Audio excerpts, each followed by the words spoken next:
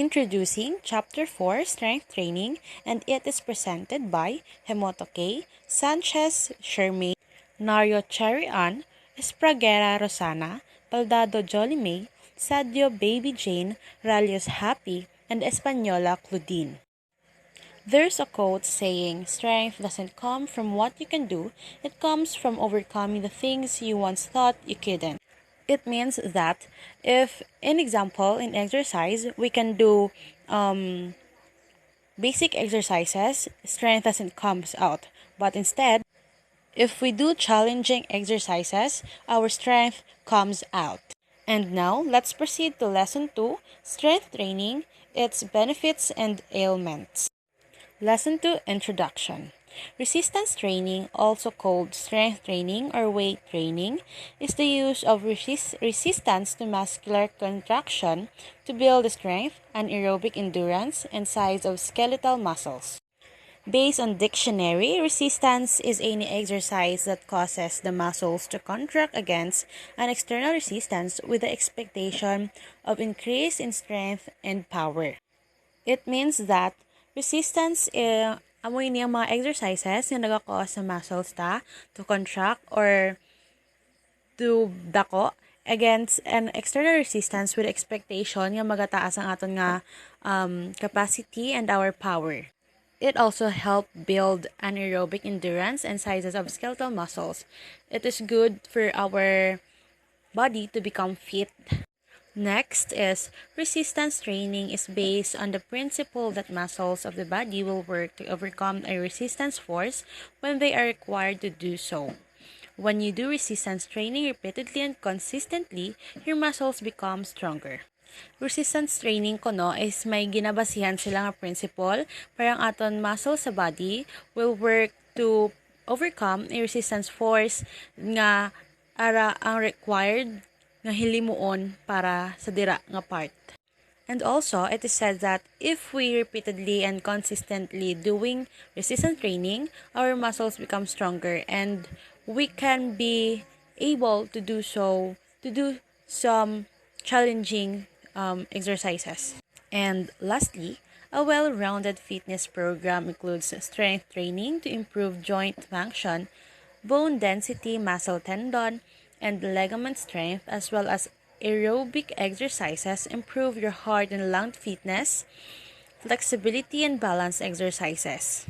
It is said that a good rounded fitness program na nag-include sa aton strength training para mag-improve aton joint function, aton bone density, muscle tendon, and ligament strength, pati na ang aerobic exercises, bulig improve sa aton heart and lung fitness. So, if we have a heart disease and lung disease, this training will help us to improve our chronic disease and our body become flexible and balanced.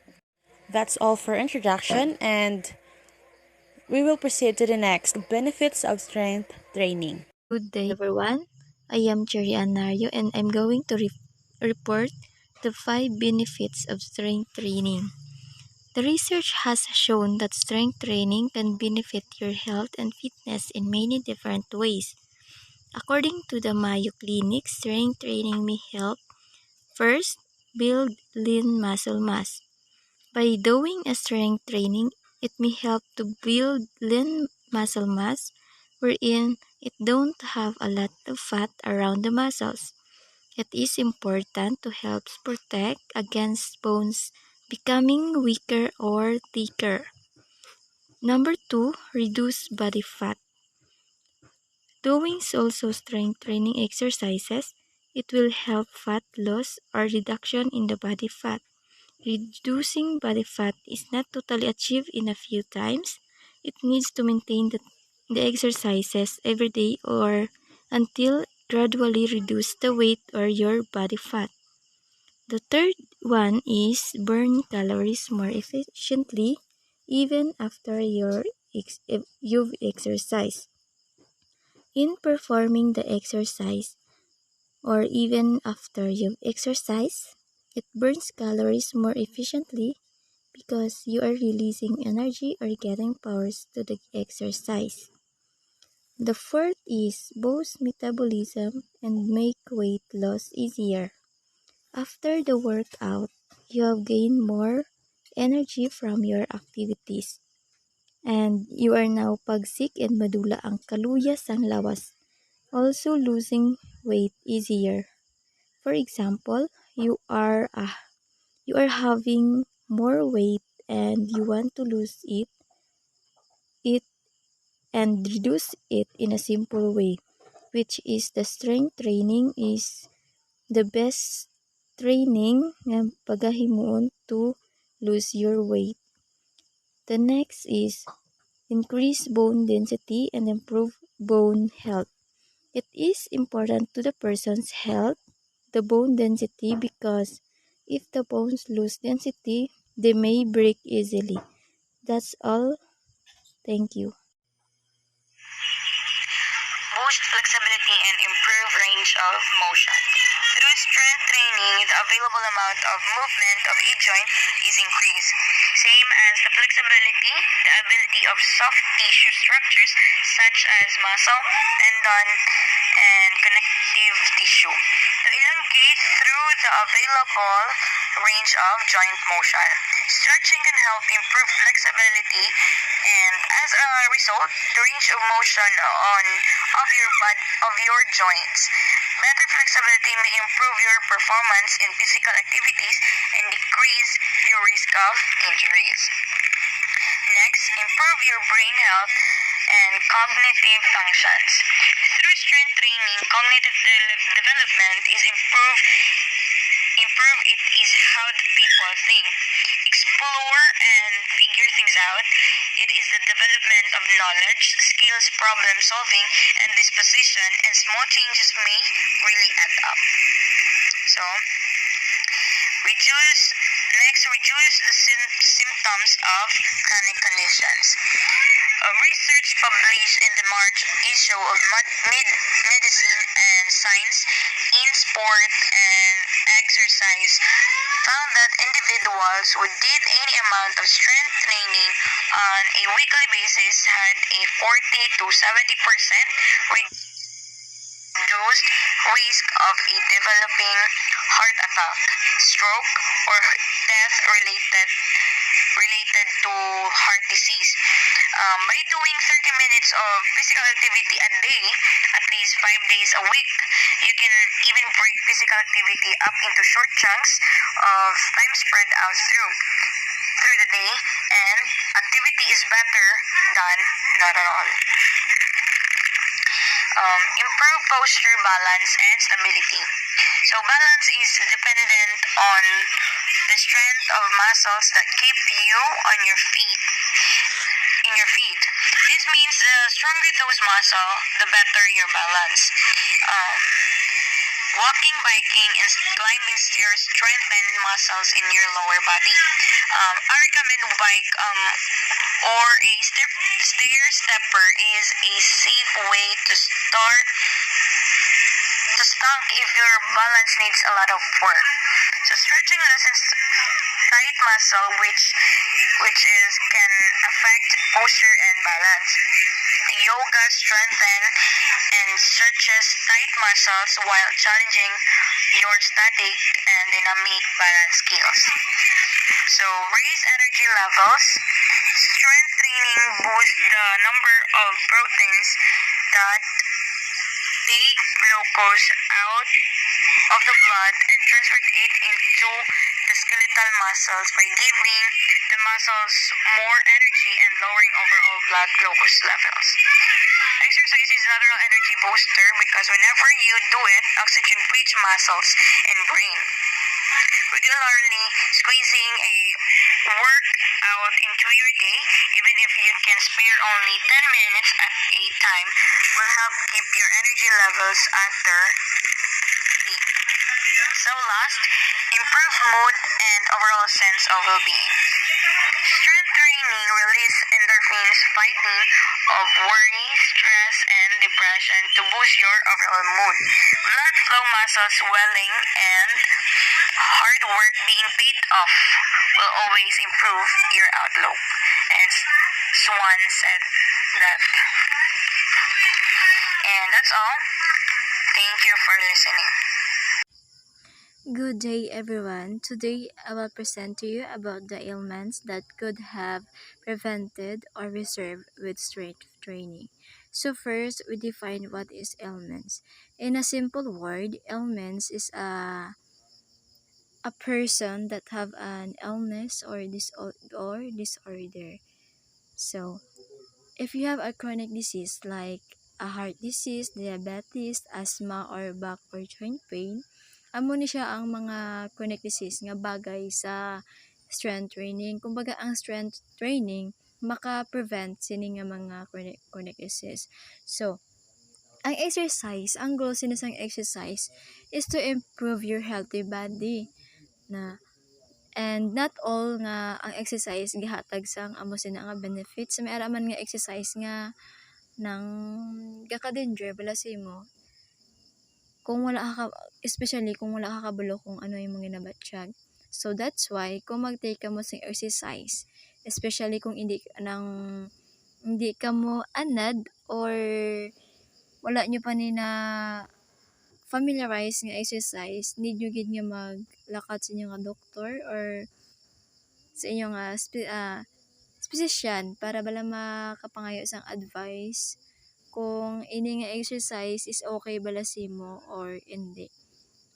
Kay para bala ma-avoid ta ang ginatawag nga injured or rest sa isa ka taho kung samtang ga-take sa exercise. Good day, everyone. In the previous reporter, you have heard the benefits of strength training and the ailments that could be prevented or reversed with strength training. Now, I will tell you about how can exercise improve your chronic condition.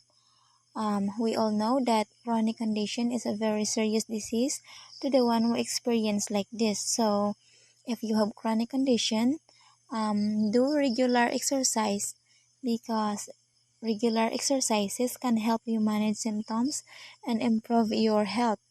It can also reduce the pain and it helps maintain muscle strength in the affected joints. So examples of exercises that you can do to improve your chronic condition is strength training. Strength training does not only build muscle, it also maintain better blood sugar levels. Strength training helps your cells remove sugar faster from your blood and can make your body stronger. Next examples is aerobic exercise. Aerobic exercise such as swimming, walking, or running can help improve your heart health, especially to those who have heart disease. This can help to improve or prevent heart diseases. And the next example also is flexibility exercises. Because flexibility exercises can help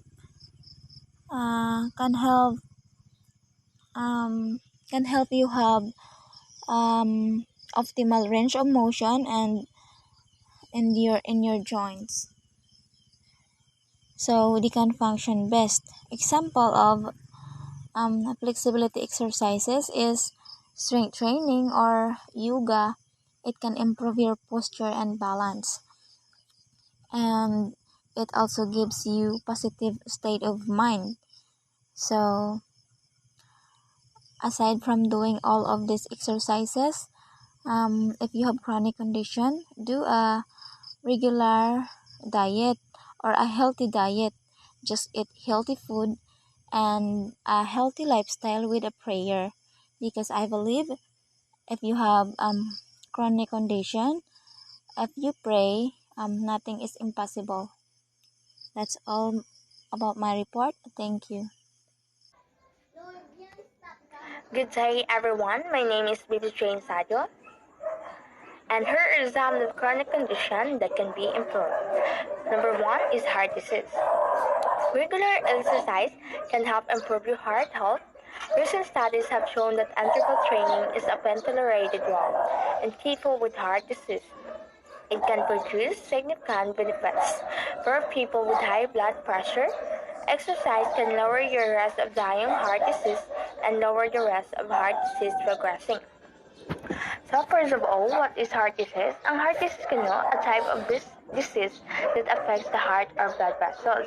And we have a type of heart disease or heart valve disease, heart infection, and heart failure. So, napatigkado ni nga sakit na may related sa ating heart. At the same time, need natin maging aware para malabanan, maagapan, at hindi magkaroon ng ganitong sakit. So, mas better hindi kita magtinamad mag-exercise at healthy foods and hindi magpa-stress. Ang exercise isa na ni makabulig para ma-improve ating heart health, improve the muscles' ability to pull oxygen out the blood, also reduces stress hormones that can put an extra burden sa ating heart. So, magbigyan ta exercise, ating heart will contract faster and ang circulation niya will increase. So, we need to take care of our heart because this is the important organ sa ating lawas. Eat a heart healthy diet. If overweight, lose weight. Kag ang importante is regular physical activity. And next, good day everyone. So next is diabetes. Diabetes is a chronic long-lasting health condition that affects how your body turns food into energy. A regular exercise can help insulin for effectively lower your blood sugar level. Physical activity can also help you control your weight and boost your energy. If you have type 2 diabetes, exercise can lower your risk of dying of heart disease. So, ang diabetes is a chronic, long-lasting health condition that affects how body turns foods into energy. So, ang main cause ng diabetes is obesity and an inactive lifestyle and lead into heart attack, heart failure, kag stroke, kapinagid ang death. So, ang person nga diabetic, may duwa-duwa gid ni ma-cure. Depende sa pagdala, sa pagbulong, o pag-asikaso sa iyalawas. In fact, mas namin nagidya ang regular exercise that promotes the better blood glucose control and help reduce excess body weight. Helps control the blood sugar levels. We can deny the fact na ang mga obesity na morbid sugar in the body need gid nila ang exercise kag maging active to avoid this kind of disease sa ilalawat. Ang walking, cycling, kag running isa na ni maka-help improve the body's sensitivity to insulin. So we will make sure na nakanabon taman ang foods nga more sugar kag much better man nga ating kilala avoid man nila ang alcohol. So, health is wealth gidya and we must be responsible man sa atong lawas. So here is another example of a chronic conditions that can be improved by doing exercise. So asthma. Asthma is a disease that affects your lungs. It is one of the most common long-term diseases of children, but adults can have asthma too. Asthma causes wheezing, breathlessness, chest tightness, and coughing at night or early in the morning. So we all know that exercise is important for overall health as well as lung health. And there are many benefits of physical activity for people living with asthma. Daily exercise helps to improve our lungs capacity, and it also increases blood flow to our lungs that promotes blood flow to the heart, which pumps oxygen throughout our body. Another example is back pain. Back pain is one of the most common medical problems in the United States. It can range from a dull, constant ache to a sudden sharp pain. Sometimes it could come suddenly from an accident, a fall, or lifting something heavy, or it can develop slowly because of age-related degenerative changes to the spine. Regular low-impact aerobics activities can increase strength and endurance in your back and improve muscle function. Abdominal and back muscle exercises such as core strengthening exercises may help reduce symptoms by strengthening the muscles around your spine. So engaging in exercise and fitness activities also helps to keep our back healthy. Exercising will not only improve our overall strength, but it can reduce back pain and it support great form and posture.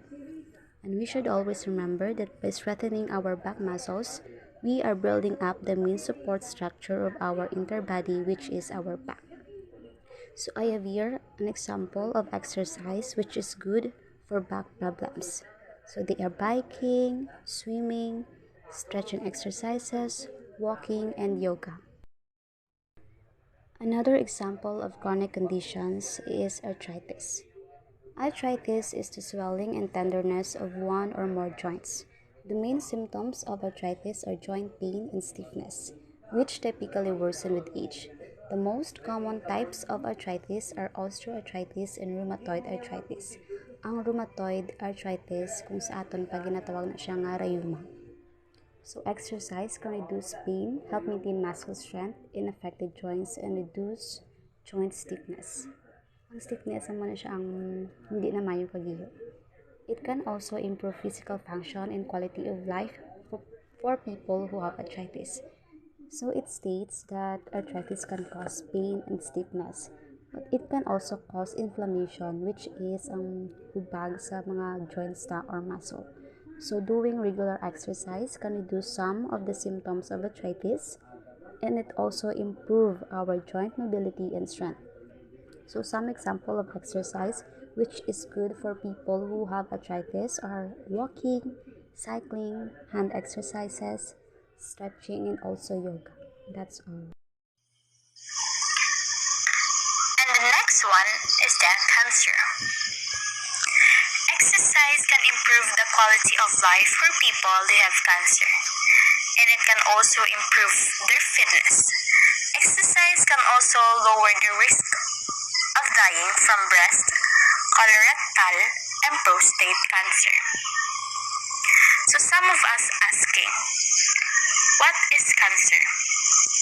So cancer is a disease in which some of the body cells grow uncontrollably and spread to the other part of the body, like breast cancer, colorectal, and prostate cancer. So breast cancer begin in the duct that spread outside the breast through blood vessel. Also, colorectal cancer which start in the colon or a rectum colorectal cancer that can affect the digestive system that also includes the large and the small intestine. Large intestine is also called the colon. And prostate cancer that occurs in a prostate gland that which is located below the bladder in the male and surround the top portion of the tube that drain urine from the bladder or what we call urethra. That is why exercise is important that can improve the quality of life for people who have cancer, and it can also improve their fitness. Exercise can also lower the risk by helping control weight, reduce sex hormone or insulin, and strengthen the immune system that can prevent or dying from breast, colorectal, and prostate cancer. And the next one is the dementia. So, exercise can improve cognition in people with dementia, and people who are active on a regular basis are at least risk of dementia and cognitive impairment. So, dementia. Dementia is a chronic disorder or a mental processes caused by brain disease or injury and marked by a memory disorder, personality changes, and impaired reasoning. That describe a group of symptoms affected memory, thinking, and a social ability, certainly enough to interfere with your daily life. That caused by a damage or loss of nerve cells and their connection in the brain, depending on the area the brain that damaged. So exercising several times a week can improve a memory, reasoning, judgment, and thinking skills and cognition in people with dementia. Also, people who are keep thinking, reasoning, learning, skill sharp for a healthy individual, and active on a regular basis are at least risk of dementia and cognitive impairment. So that's why exercise is important for our health.